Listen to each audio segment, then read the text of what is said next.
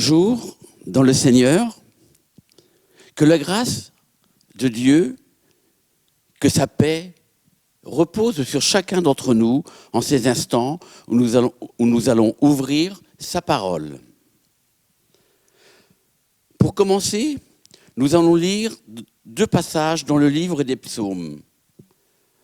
Le psaume 19, à partir des versets 8 et 11, et ensuite dans le psaume 23, les versets 1 à 3. Psaume 19, versets 8 à 11. La loi de l'Éternel est parfaite, elle restaure l'âme. Le témoignage de l'Éternel est véritable, il rend sage l'ignorant.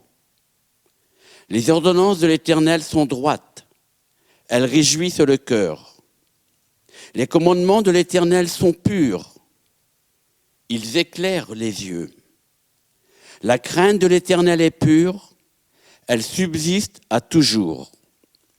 Les jugements de l'Éternel sont vrais, ils sont tous justes. Ils sont plus précieux que l'or, que beaucoup d'or fin. Ils sont plus doux que le miel, que celui qui coule des rayons. Et nous continuons dans le psaume 23, psaume bien connu, intitulé « Le divin berger ». Cantique de David. L'Éternel est mon berger, je ne manquerai de rien. Il me fait reposer dans de verts pâturages. Il me dirige près des eaux paisibles. Il restaure mon âme. Il me conduit dans les sentiers de la justice à cause de son nom. Amen. Dans ces extraits que nous venons de lire, nous retrouvons cette expression « restaure l'âme ». Dans le psaume 23, David parle de l'Éternel et il dit ceci « L'Éternel restaure mon âme ». Ce psaume 23, est-il nécessaire d'en parler? Nous le connaissons bien. Et il est vrai qu'il est apaisant, il est réconfortant. Mais il est là aussi dans ce but de nous relever, de nous faire du bien. Le psaume 23, joint au psaume 91, en ces temps particuliers que nous connaissons, sont des psaumes qui nous parlent, qui nous rassurent, qui nous mettent en nous ce réconfort et cette confiance que Dieu est là, que Dieu agit et que Dieu prend soin de ses enfants à cause de son nom, comme il est dit dans ce psaume 23. Dans le psaume 19, David parle de la loi de l'Éternel. Au verset 19, 8, la loi de l'Éternel est parfaite, elle restaure l'âme. Alors, dans ce verset, nous découvrons la loi non pas comme une contrainte, comme quelque chose de désobligeant, mais nous découvrons la loi comme une opportunité pour notre épanouissement personnel. Il est dit au verset 9, « Les ordonnances de l'Éternel sont droites, elles réjouissent le cœur. » Or, aujourd'hui, dans nos sociétés où tout est permis, la loi est synonyme d'interdit, de contrainte, d'obligation. Or, la loi peut être vue comme un enseignement pour la croissance spirituelle. Elle sera comme un tuteur pour une élévation spirituelle, mais aussi un bon équilibre, afin d'avoir une vie saine et épanouie dans la voie que Dieu a choisie pour nous. La loi, nous le savons, elle nous est transmise par les Écritures. Et le psaume 119, au verset 105, nous dit ceci. Là aussi, c'est un verset bien connu. « Ta parole est une lampe à mes pieds et une lumière sur mon sentier. Cette parole qui est une lampe et qui nous éclaire, qui nous empêche de trébucher, car elle est à nos pieds. Elle nous évite de prendre nos pieds dans tout ce qui est les pièges du chemin que nous pouvons rencontrer. Mais aussi une lampe qui nous éclaire pour plus loin, qui nous montre le chemin à suivre. Elle balise notre marche. Et dans ce même psaume 119, au verset 160, il est dit que le fondement de ta parole est la vérité. Et toutes les lois de ta justice sont éternelles. On se rend compte que la parole de Dieu, c'est la vérité. Bon, nous le savons, c'est vrai, mais nous savons que ces lois de sa justice sont éternelles. Alors que sans cesse, l'homme cherche des solutions pour son épanouissement, pour son bien-être. Or, la parole est la vérité pour notre plein épanouissement. Nous avons tout dans la parole de Dieu. Et ceci, sans ombre de variation ou quoi que ce soit, malgré les circonstances. Alors que dans notre société, très souvent, nous sommes obligés de revoir les lois, de revoir tout ce qui a été fait, parce qu'elles ne sont plus adaptées. Mais la loi de l'Éternel est permanente. Alors, tout comme l'Éternel restaure l'âme, sa parole aussi, qui est utilisée à bon escient, restaure aussi nos âmes. Alors, le premier point, une âme abattue a besoin d'être restaurée. Et parmi les différentes définitions du mot restauration, je retiens celle-ci pour cet instant. Restaurer, c'est faire exister à nouveau. C'est remettre en place ou debout. C'est rétablir. Il y a quelques mois en arrière, nous avions médité sur le psaume 42. Et au verset 7, le psalmiste dit « Mon âme est abattue au-dedans de moi. » Mon âme est abattue au-dedans de moi. Que veut dire le psalmiste ? Nous pouvons connaître des temps de tristesse, d'affliction, à cause de situations ou événements extérieurs à nos vies, mais qui ont une incidence. Mais ici, ces événements ont un impact direct sur notre métabolisme, sur notre morale. Ceci pouvant entraîner une maladie ou autre. Mais ceci a atteint notre âme au-dedans de nous. Oh, tout peut paraître bien vu de l'extérieur. Tout peut paraître bien aux gens qui nous entourent.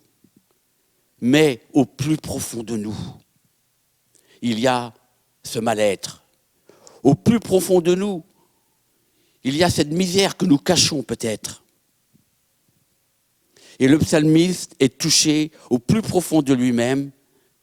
Son âme est malade. Il semble découragé. Alors, peut-être que parmi les auditeurs, aujourd'hui, il y a une personne dont l'âme est abattue au-dedans d'elle-même et qu'elle n'ose pas en parler. Notre marche est parfois soumise à de rudes épreuves pouvant nous décourager. Or, si la Bible parle des héros de la foi, nous voyons que ces héros sont des hommes de la même nature que nous-mêmes, selon que Jacques nous le rappelle dans son épître. Et ces héros de la foi ont aussi connu des temps de découragement. Je pense à Moïse, face à ce peuple au cou raide, difficile à conduire. Je pense à Josué, chapitre 7, au verset 7, qui interpelle Dieu. Pourquoi as-tu poussé ce peuple à traverser le Jourdain ?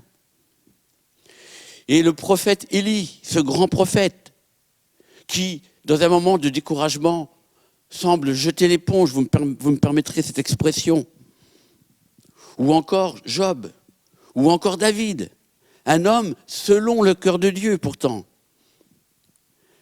David, au psaume 69, dans les versets 2 à 4, qui va dire ceci, « Sauve-moi, ô Dieu, car les eaux menacent ma vie. J'enfonce dans la boue, sans pouvoir me tenir. Je suis tombé dans un gouffre, et les eaux m'inondent. Je m'épuise à crier. Mon gosier se dessèche, mes yeux se consument, tandis que je regarde vers mon Dieu. Sauve-moi, ô Dieu, car les eaux m'inondent. » Alors dans ce psaume que nous venons de lire, ou cet extrait, nous ne sommes plus dans le même contexte que le psaume 23.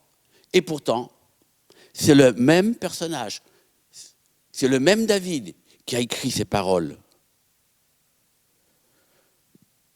Alors, sauf oubli de ma part, tous ces héros de la foi ont connu un moment dans leur vie où leur âme, des besoins, des moments de difficulté. Ils ont connu des besoins d'être restaurés. Alors, combien plus nous? Ne soyons pas sans espérance. Ne nous laissons pas déstabiliser par l'adversaire de nos âmes qui veut nous empêcher de relever la tête. Car l'Éternel est celui qui veut et peut nous relever. Il le veut car il est fidèle. Il le veut à cause de son nom. Un deuxième point pour la restauration, il nous faut une prise de conscience de notre besoin. Si nous n'avons pas conscience de notre faiblesse, si nous n'avons pas conscience que nous sommes abattus, que nous sommes quelque part au plus bas, comment pourrons-nous laisser Dieu travailler notre cœur? Comment laisserons-nous Dieu nous relever si nous n'avons pas conscience de ce besoin? Dans le psaume 69, dont nous avons parlé tout à l'heure, David appelle Dieu dans sa détresse, face à ses adversaires. Peut-être nous n'avons pas d'adversaire. Ou peut-être notre adversaire, c'est nous-mêmes, notre ombre. Peut-être ce sont des questions, des doutes. Peut-être ce sont des sentiments de culpabilité,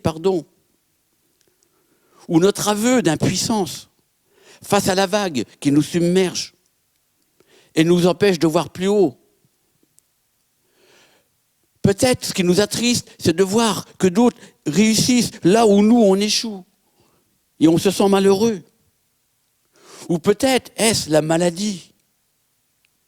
Peut-être est-ce le deuil. Est-ce la séparation.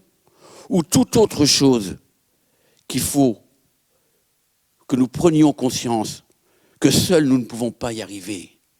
Et que nous avons besoin que Dieu restaure notre âme. Dans les premiers versets de ce psaume 69, David nous décrit le tableau. Puis, prenant conscience de sa misère, il veut inverser la tendance. Il veut relever la tête. Et au verset 15 de ce psaume 69, il dit ceci, « Retire-moi de la boue et que je n'enfonce plus, que je sois délivré de mes ennemis et de gouffres. » Il veut une victoire. Tout comme Jérémie dans les Lamentations qui dit « Cependant, ce que je veux me rappeler que les bontés de l'Éternel se renouvellent chaque matin. » Oui, les bontés de l'Éternel se renouvellent chaque instant, chaque matin. Et même, je dirais, chaque instant, chaque jour, et plusieurs fois par jour, les bontés de l'Éternel peuvent se renouveler pour chacun d'entre nous. David veut s'en sortir. Il veut que son âme soit guérie. David a peut-être, dans un moment de faiblesse, perdu cette communion avec son Dieu et il veut la retrouver. Il veut que sa vie soit une vie triomphante avec son Dieu et pour son Dieu. Les conditions pour que Dieu restaure l'âme sont réunies. Nous sommes sur le bon chemin lorsque nous avons pris conscience que nous avons besoin du Seigneur. David veut s'en sortir, mais il ne le peut pas. Combien de fois avons-nous essayé, combien de fois ai-je essayé, de par moi-même, de m'en sortir d'une situation? Mais il y a des situations où seuls nous ne pouvons pas. Et alors, il faut, comme David, il faut crier à l'Éternel, car lui, non seulement il le veut nous aider, mais il le peut si nous lui laissons le cœur libre pour qu'il puisse agir au fond de nous. Et troisièmement, pour la restauration, il y a un chemin. Il faut être sur ce chemin. Donc, nous avons pris conscience du besoin de restauration de notre âme et de notre vie. Et il nous faut agir selon l'attente de Dieu. Si c'est une restauration physique, nous la demandons. Et comme dit Jacques, l'apôtre Jacques, nous croyons que nous l'avons reçue. Si c'est la guérison de l'âme, il nous faut peut-être remettre certaines choses à plat devant Dieu. Nous en avons souvent parlé, donc je ne vais aller plus loin, je ne vais pas m'arrêter sur ce point, mais nous avons besoin de nous remettre devant le Seigneur.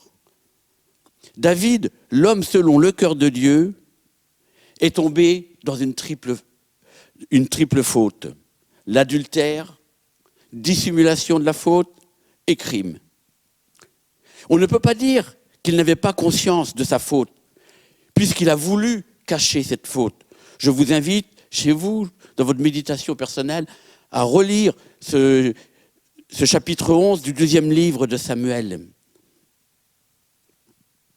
Il y a parfois dans nos vies des spirales qui nous entraînent, comme le disait David lui-même. Je suis tombé dans un gouffre et les eaux m'inondent. Il a fallu l'intervention du prophète Nathan, sous la direction divine bien sûr, pour faire David prendre conscience de sa faute. Quelquefois, nos difficultés nous aveuglent et nous empêchent de saisir la main tendue. David, roi, est aveuglé. Cependant, son cœur est pour Dieu. Et Dieu vient à son secours en lui envoyant Nathan, le prophète.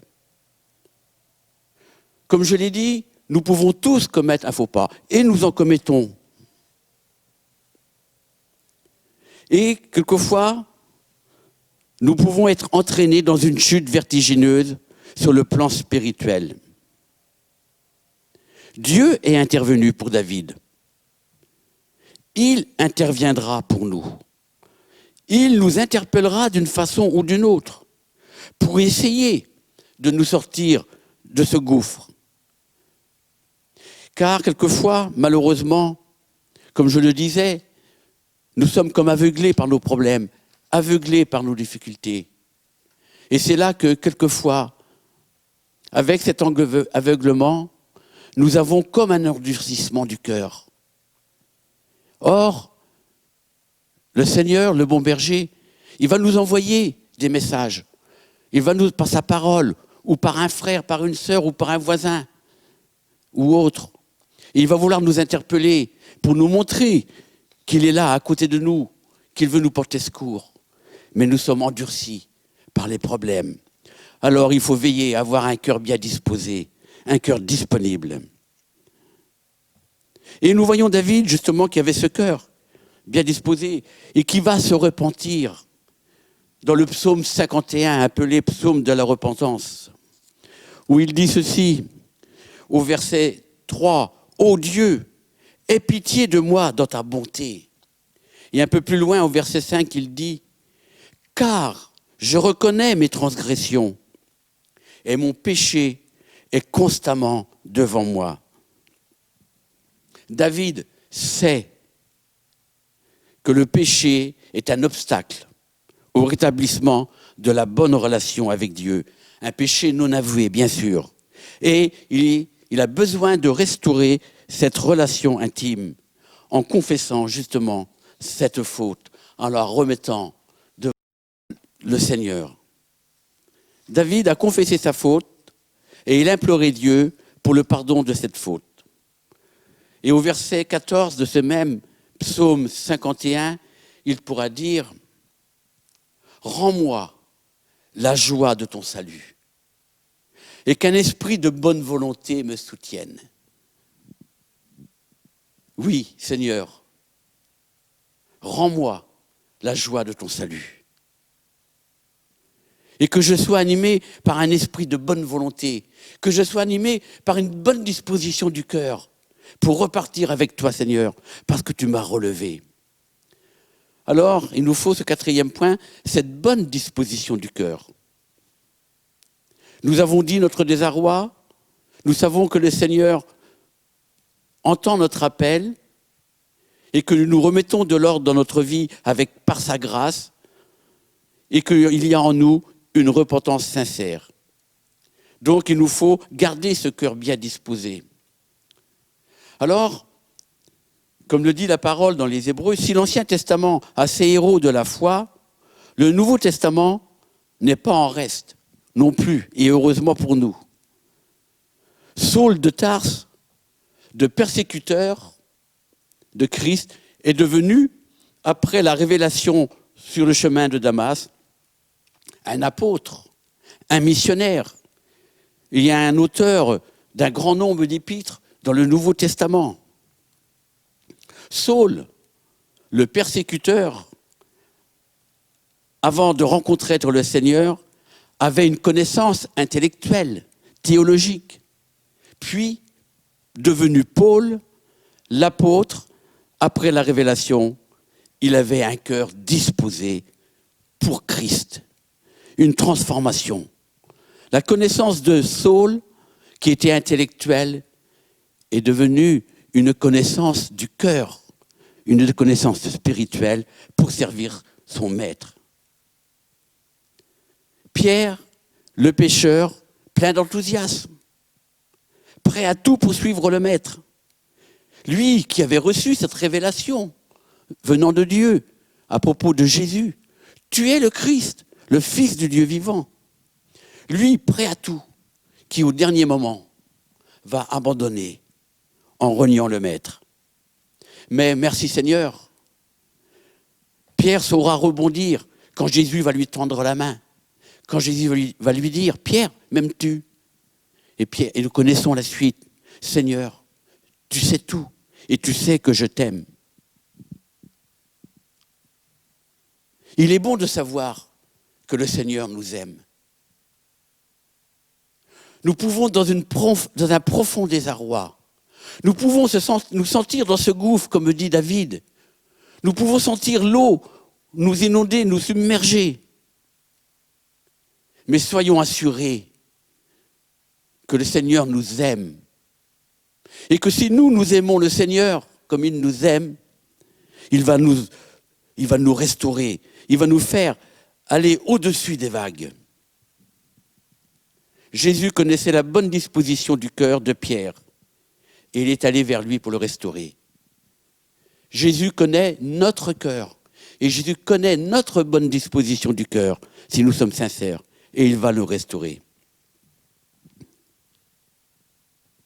Et il y a dans la parole de Dieu des exemples. Ils sont nombreux. Mais j'ai pris dans les Actes des Apôtres, au chapitre 14, ce passage où un homme, on ne sait pas qui, ça n'est pas précisé, mais un homme impotent, boiteux de naissance, écoutait Paul. Et Paul, fixant le regard sur lui, et voyant que cet homme avait la foi pour être guéri, va lui dire, lève-toi droit sur tes pieds. Et nous voyons que cet homme impotent, boiteux de naissance, va se lever, se tenir droit et partir sur ses pieds pour une vie nouvelle. N'étions-nous pas comme cet homme, infirme spirituellement depuis notre naissance, jusqu'au jour où Jésus a touché notre cœur et que ce jour-là, pour nous, cette vie a été transformée. Oh, ce jour-là peut paraître bien loin pour certains. Peut-être certains diront-nous, oui, mais c'était avant. Non, mais le avant d'hier, le avant de pour nous d'hier est le même aujourd'hui pour Jésus. Pour Jésus, il n'y a pas de avant, il n'y a pas de après, dans ce sens de l'amour, de la communion avec lui. Ce que Jésus veut, c'est que ce soit toujours en communion constante avec lui, malgré nos défaillances, malgré nos faiblesses. Le avant peut redevenir comme aujourd'hui, comme il était autrefois. C'est ce que d'ailleurs Jésus va reprocher à une église, sa tiédeur, qu'elle a perdu le feu de son premier amour. Oui, toi, qui es peut-être derrière ton écran, tu es peut-être cet anonyme aux yeux de la foule, même aux yeux peut-être de ton épouse ou de ton compagnon, de tes enfants. Tu es peut-être cet anonyme qui espère avoir une vie restaurée, délivrée de tes angoisses ou de tes craintes ou ta maladie qui te tient comme lié, comme impotent, qui t'empêche d'être debout. Ou encore d'être comme cette femme atteinte d'une perte de sang, mais qui avait une conviction en son cœur, une espérance. Je dirais qu'aux yeux du monde, c'était une espérance folle.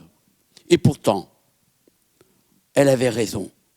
Et elle se disait en elle-même, si je puis seulement toucher son vêtement, je serai guéri.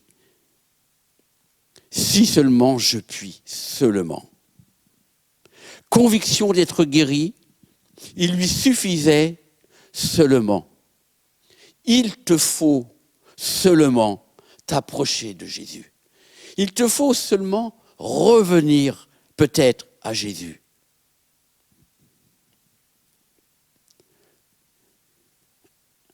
Un centenier romain aussi a dit ceci à Jésus, dis seulement une parole et mon serviteur sera guéri. Dis seulement une parole au Seigneur Jésus et il va t'ouvrir ses bras d'amour comme le Père face au Fils prodigue. Alors, pour être restauré, il nous faut nous approcher. Il faut avoir ce cœur bien disposé, mais il faut aussi nous approcher. Non pas d'une façon désordonnée ou superficielle, mais selon l'auteur de la lettre aux Hébreux, où il dit ceci au chapitre 4 et au verset 16, « Approchons-nous avec assurance du trône de la grâce, afin d'obtenir miséricorde et de trouver grâce pour être secourus dans nos besoins. » Et aussi, au chapitre 10 de cette même lettre aux Hébreux, au verset 22, Hébreux 10, 22, « Approchons-nous avec un cœur sincère, dans la plénitude de la foi, les cœurs purifiés d'une mauvaise conscience et le corps lavé d'une eau pure. » Nous approcher avec assurance, confiants, certains que Dieu a les yeux sur nous, certains que Dieu ne rejette pas celui qui vient vers lui d'une façon sincère. Donc soyons assurés.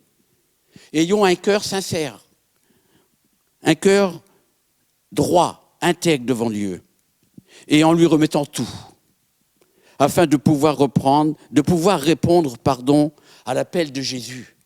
Selon Matthieu 11, au verset 28 et 29, versets que nous connaissons bien, mais qu'il est peut-être bon de rappeler, et peut-être des versets qui vont être découverts par certains pour une première fois, peut-être. « Venez à moi, vous tous qui êtes fatigués et chargés, et je vous donnerai du repos. Prenez mon joug sur vous et recevez mes instructions, car je suis doux et humble de cœur, et vous trouverez le repos pour vos âmes. » Quand l'âme n'est pas dans le repos de Dieu, l'être entier est malade. Jésus invite tous les hommes et les femmes qui cherchent le repos pour leur âme. Il les invite à entrer dans ce repos. Alors, entrons dans ce repos de Dieu.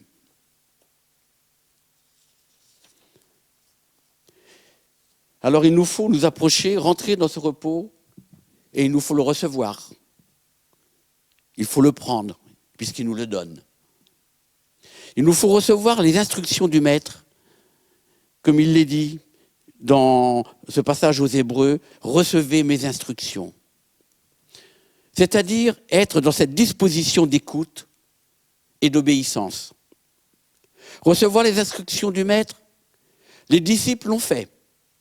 Ils ont été pendant 3 ans avec lui, marchant à ses côtés. L'école des disciples, être à l'école de Dieu, soyons à l'écoute de sa voix.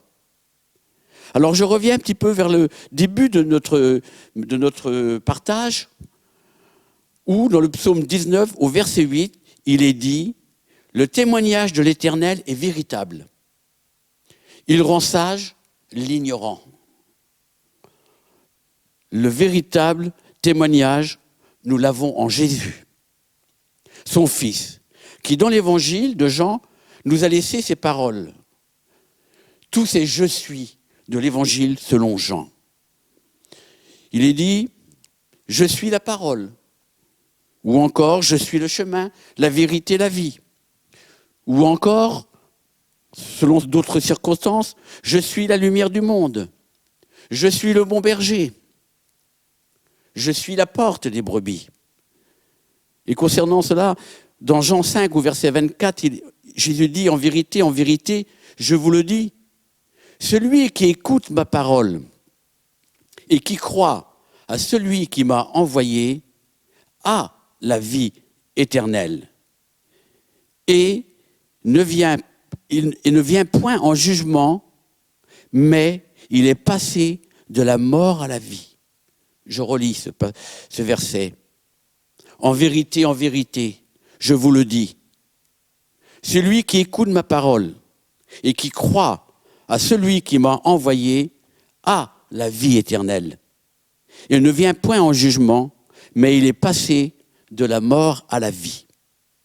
Et Jésus dira aussi, après avoir enseigné longuement sur la montagne, dans les chapitres 5, 6 et 7 en Matthieu, il dira ceci, Matthieu 7, 24, « C'est pourquoi quiconque entend ces paroles que je dis et les met en pratique sera semblable à un homme prudent qui a bâti sa maison sur le roc. » Construisons notre maison spirituelle sur le roc.